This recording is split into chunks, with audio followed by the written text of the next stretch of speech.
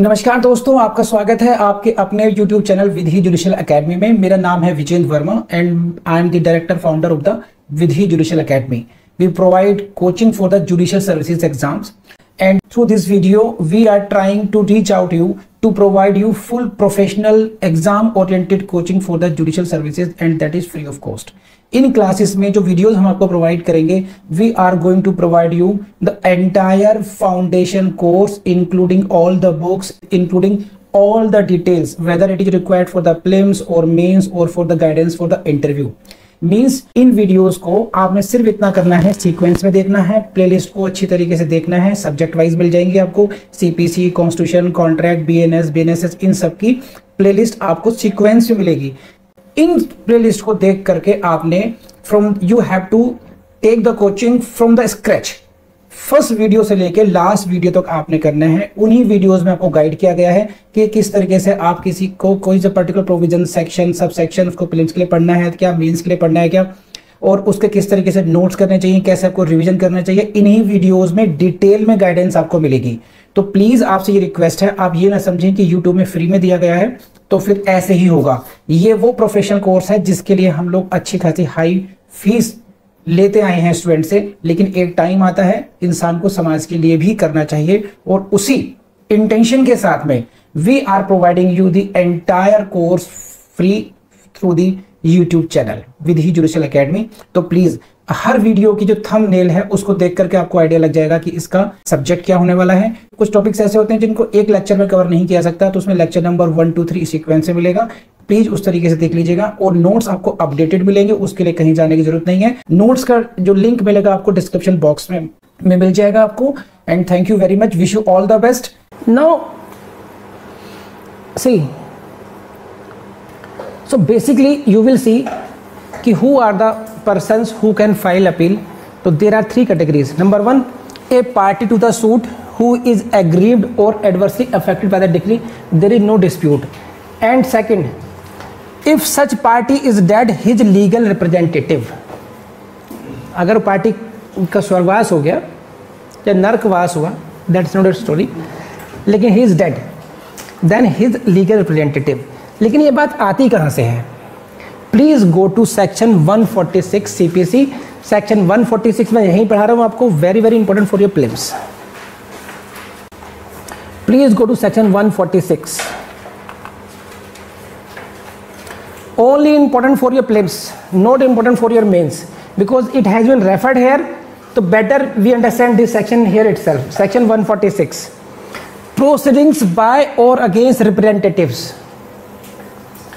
save as otherwise provided by this code or by any other law for the time being in force. You know the meaning of these phrases. Now I have explained so many times. I am coming to the main body this. Where any proceeding may be taken or application made by or against any person, then the proceeding may be taken or the application be made by or against any person claiming under him. This is the direct language of section 146. Now I show you this so that आप समझ पाए इसको क्या है। देखिए, where any proceeding may be taken or application made by or against any person, जब कोई कार्रवाई या कोई एप्लीकेशन किसी व्यक्ति के द्वारा या उसके द्वारा या उसके विरुद्ध की जा सकती है, किसी व्यक्ति के विरुद्ध कार्रवाई की जा सकती है, या कोई व्यक्ति खुद कार्रवाई कर सकता है बाय और against any person. It may be any application, it may be any proceeding. तो it is the situation. It means what? I am the any person, I am the any person and I have right to proceed with any proceeding और to make any application, और you can make any application against me or you can proceed any proceeding against me. Got it? I am the any person. I am authorized to tackle with that. या तो मैं कोई application लगाने का अधिकार रखता हूँ या किसी प्रोसीडिंग्स को इनिशिएट करने का अधिकार रखता हूँ। मैं खुद ऐसा अधिकार रखता हूँ या कोई मेरे विरुद्ध अधिकार रखता है ऐसा। अगर ऐसी स्थिति है, got it? तब क्या होगा? Then the proceedings may be taken or application may be made by or against any person claiming under him. तो वही एप्लीकेशन, वही प्रोसीडिंग्स को इंस्टीट्यूट या डिफेंड करने का अधिकार उन सभी व्यक्तियों को होगा जो इस कैटेगरी में आती है, पर्सन क्लेमिंग अंडर हिम, यानी कि my representatives. In other words, section 146 gives right to the representatives to act on my behalf, to substitute me. मेरी जगह कोई एप्लीकेशन, मेरी जगह कोई प्रोसीडिंग को इनिशिएट करने के लिए, डिफेंड करने के लिए राइट मिलता है किसको? माई लीगल रिप्रेजेंटेटिव्स को। Section 146 permits this. If the question is this, which section permits? Section 146। Please रही बात समझ में आई नहीं आई? बहुत सिंपल है। तो it is not the question of mains, it is the question of prelims कि which section provides for this. And you see the heading, proceeding by or against representatives. Got it or not? You can see this in this way. Where any proceedings may be taken by or against any person, then same proceedings can be taken by any person claiming under him, and that person is called legal representative. So this is, so it means we were dealing with the situation who may file the appeal, who may file the appeal. So this was either the party or his legal representative according to section 146. They can file. Now second category, a transferee of the interest of such party. If I have transferred interest in that suit property to someone else, now naturally that party will be affected. I am transferring my interest to you. Then the transferee of such interest, then such transferee can also file the appeal. कर लेंगे आप? And then comes the guardian ad litem. This is what? Guardian ad litem. समझते हैं आप ये? Guardian means क्या होता है? जो आपके टेक केयर करते हैं. Ad litem means the person who is taking care of your litigation. He is guardian only for your litigation purposes. तो guardian ad litem कर लेंगे. Appointed by the court in a suit by or against a minor. If the suit is by or against the minor and the guardian has been appointed, then in the appeal also that guardian can file appeal. And now for that purpose reference is what? Section 147, and then you go to the section 147 as well. This is section 147. I am again saying I am teaching 146 and 147 here itself. See, this is consent or agreement by persons under disability. I read it for you. In all suits to which any person under disability is a party. Which suit?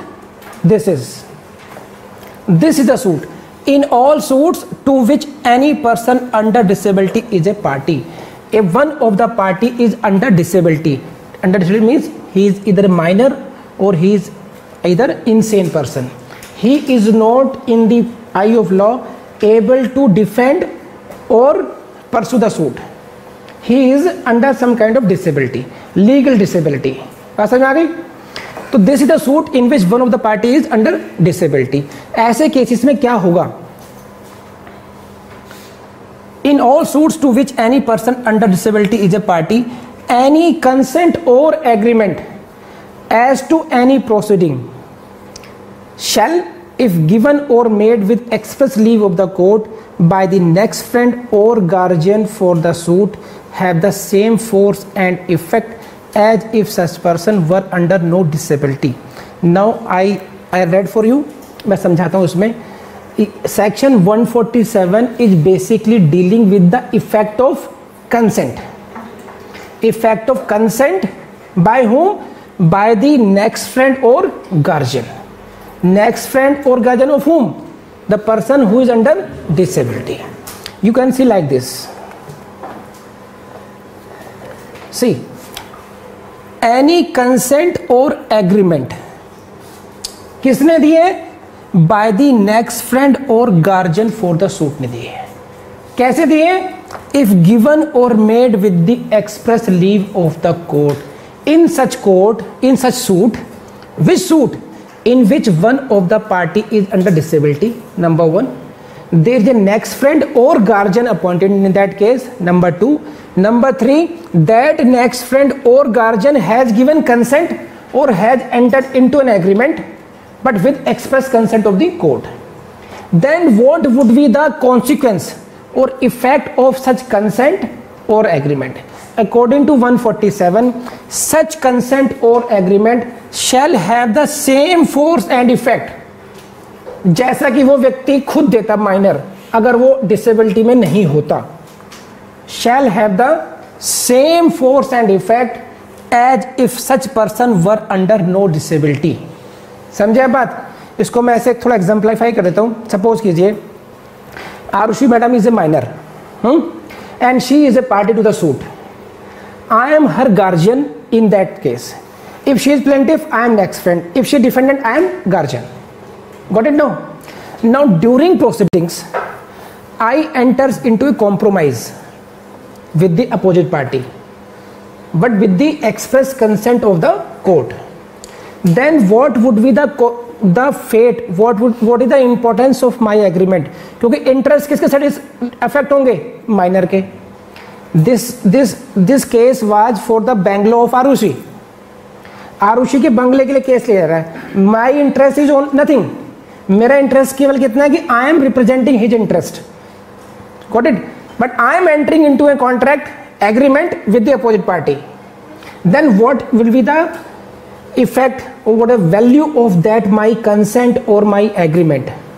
According to 147, इस consent का, इस agreement का वही effect होगा, same effect होगा जैसे आरुषि ने खुद ने वो कंसेंट दी हो और ये खुद किसी डिसेबिलिटी के अंतर्गत ना रही हो। Only condition is this is given if given or made with the express leave of the court. Court की परमिशन से मैंने एग्रीमेंट किया हो, कोर्ट की परमिशन से ही मैंने वो सहमति दी हो तब। तो दिस इज 147।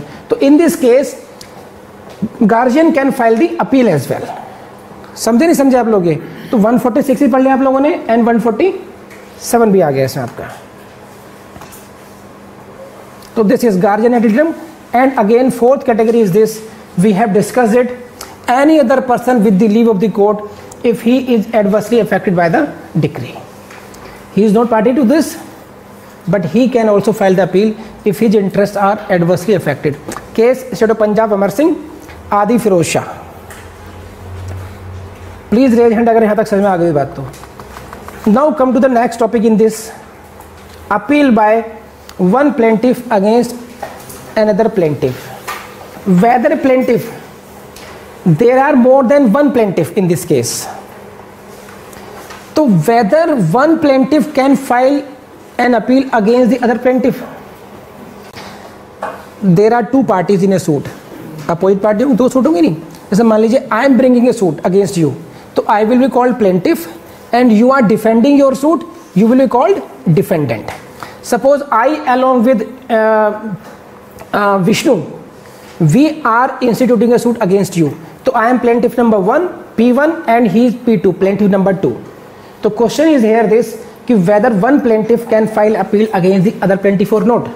तो question here is this, both plaintiffs are bringing suit against the defendant, तो decree may be passed against them, but in this case the question is this, whether one plaintiff can file appeal against the other plaintiff or not। तो answer is what? No। See, general rule it is no। As a general rule, one plaintiff cannot file an appeal against a co-plaintiff, but where the matter in controversy in suit forms subject matter of dispute between plaintiffs inter se, when the factual condition is that there is a dispute between the plaintiffs as well, okay, so in such exceptional circumstances an appeal can be filed by one plaintiff against the another plaintiff as well। So as a general rule and in exceptional circumstances as well, there are circumstances that there is a dispute between the plaintiffs as well, then there can be one appeal can be one plaintiff can file appeal against the other plaintiffs। हाँ है ना, कर लेंगे आप लोग, याद formula समझ के याद कर लीजिए इसको। Again same thing is with appeal by one defendant against the another defendant, same rule applies here as well. Now come to next, who can not appeal. We have read what who can file appeal, now we are going to study what who can not. If a party agrees not to appeal or waive his right to appeal, he cannot file an appeal. Please go to section 96 clause 3. No appeal shall lie from a decree passed by the court with the consent of the parties. No appeal shall lie from a decree passed by the court with the consent. When a decree has been passed with the consent, है ना, then there shall lie no appeal. कोई appeal नहीं होगी। Same principle is applicable here there. देखिए यहां पर क्या हुआ, एक consent decree has been passed. Now what if I am the plaintiff and before is the defendant, both we agree, see whatever has been the decision of the court, none of us will go to the court appeal, neither you will go in the appeal nor I will go to appeal. We are entering into an agreement what, not to appeal, or I am waiving my right ki I will not go to the appeal. Then subsequently whether I can go in the appeal or not, answer is no. They will be bound by an agreement if otherwise such agreement is valid. If other conditions are valid, they are free consent, competent parties, other contract की जो valid conditions हैं वो अगर है वहां पर, then you will be bound by your agreement and you cannot file the appeal. Why? Because you have agreed not to file the appeal. And in this case, see, question is this, why it is so? 96(3), there was a consent decree. You have, party has accepted the benefits under a decree, है ना, then he can be estopped. Once you are taking benefits whether partial or fully, then you are challenging. In this case you will have to see the case law. This is Dexter's Limited versus Hillcrest Oil Company. The name of the judge is very important, Scruton, ये याद रखना पड़ेगा आपको। Scruton, Dexter Limited versus Hillcrest Oil Company, very important case. What they said, what he said, in my opinion you cannot take the benefit of a judgment as being good and then appeal against it as being bad. समझ रहे हैं यहाँ पे, you cannot take the benefit of judgment as being good, आप दोनों काम एक साथ नहीं कर सकते, बेनिफिट भी ले लें एंड देन उसके बाद चैलेंज भी करें उसको। ये किस केस में कहा गया था, किसने कहा था, याद कर लीजिएगा।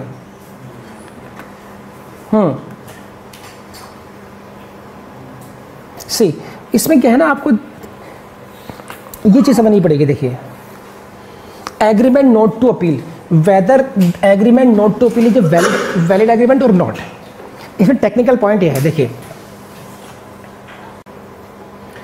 ए right of appeal is a statutory right, you know it. If a statute does not confer such right, no appeal can be filed, you know it. So even if we agree, suppose there is a case in which appeal is prohibited by 96 clause 4, then even if both parties agree, ठीक है चलो देखते हैं appeal में भी देखते हैं क्या होगा। अरे भाई 96 4 में अपील जा नहीं सकती, अरे क्यों लड़ना तुमने और मैंने, कोर्ट फीस देंगे, जैसा सुनाएंगे फैसला, क्या जैसा क्या जा रहा है, कोर्ट फीस दे रहे हैं, फाइल करो अपील तुम, मैं डिफेंडेंट हूं, मेरे खिलाफ है ना, तुम्हें संतुष्टि नहीं हुई ना। समझ रहे बात को। मान लीजिए अहमद मियां और यश साहब के बीच में झगड़ा है, the case was heard and decided by court of small causes and Ahmed wins the case, plaintiff के फेवर डिक्री पास हो जाती है। Now defendant loses this decree, now plaint Ahmed says you are not satisfied with the judgement, okay I am right, मैं day one से कह रहा हूं my right is there, but even if you are not satisfied, you can challenge it in appeal. Yes says कि I want to file an appeal, but section 96 clause 4 is not permitting me to file the appeal. MS says no problem, you enter into an agreement with me. I am giving you consent. You can file appeal against me. If I am not denying for this, who is the court? You file the court fees. But it means by consent you are conferring jurisdiction upon the court, which you cannot. When the statute specifically prohibits it, you cannot do it. You are conferring the jurisdiction of hearing appeal upon the court, which the court does not enjoy it. So such agreement is not valid agreement. No appeal can be filed even with the consent or agreement between the parties. You cannot agree to file the appeal in cases where statute does not confer such right. Please raise hand अगर हमारा समझ आ गई तो. But on the contrary, an agreement between parties not to file an appeal, this is agreement not to file appeal, is valid. You can agree not to file appeal. You cannot agree to file appeal in cases when appeal is not permitted by law. हाँ है ना. Please raise hand अगर passage में आ गई तो please ये legal points हैं, इनको याद रखिएगा कि what is the correct legal position. And again questions can be framed which out of following statements is correct और नॉट करेक्ट, है ना. तो statement number 1, you can agree, parties can agree to file an appeal. Statement number B, parties can agree not to file an appeal. Option C, both A and B are correct. D, none of them correct. अब यही समझ में नहीं आएगा यार हुआ क्या, कौन से सेक्शन में है, इस सेक्शन में मिलेगा नहीं आपको. तो such kind of questions can become very very tricky in exam. तो please take care of all these things. ठीक. Now come to next point, and that is, say this. Now you file an appeal. In the heading you say this is the first appeal. In essence it was the second appeal. Got it? So what is, there is a problem, there is an anomaly, there is an error in the nomenclature of it. तो whether it will affect the merit or not. मान लीजिए Arushi madam का कहीं नाम लिखा जाना है ना, तो इनके नाम की स्पेलिंग गलत हो गई, या मान लीजिए ये मॉर्निंग बैच की स्टूडेंट है, आरुषि इवनिंग बैच लिखा गया आगे, तो there is an error in the writing of the nomenclature. तो वेदर इट इज मटेरियल और नॉट, इस पर एक लॉ पॉइंट है बस. The use of expression appeal, first appeal और second appeal. If in your drafting you are using expressions appeal, first appeal or second appeal, is neither material nor decisive. These terms are not. What is not decisive? What is important? It is the substance and not the form which is relevant. It will be seen what is this actually, whether in reality it is the first appeal or whether in reality it is the second appeal. So this is what says nomenclature not material, substance and not the form which is relevant. कर लेंगे आप लोग. Case का नाम लिख लीजिए इसमें, रामचंद्र गोवर्धन पंडित, बस इतना नाम लिख लीजिए, रामचंद्र गोवर्धन पंडित वर्सेस चैरिटी कमिश्नर. ये वीडियो आपने देखा, उम्मीद आपको पसंद आया होगा, आपने लाइक भी किया होगा, कमेंट भी किया होगा और शेयर भी करेंगे. आज मैं आपको एक टिप और देता हूँ यहाँ पर, ये कि आपको रिवीजन कैसे करना चाहिए. देखिए रिवीजन के लिए आपको एक्स्ट्रा टाइम तो देना, वो तो करते ही करते हैं, लेकिन मैं आपको टिप देता हूँ. आपको जो आपका ट्रैवलिंग टाइम है, जो आपका खाने का टाइम है, जो वेटिंग टाइम है, उसमें थोड़ा थोड़ा रिवीजन करना शुरू कीजिए. आप देखेंगे आपका बहुत टाइम बचेगा, इसमें बहुत टाइम बचेगा और आप बहुत फास्ट लर्निंग कर पाएंगे. Thank you very much.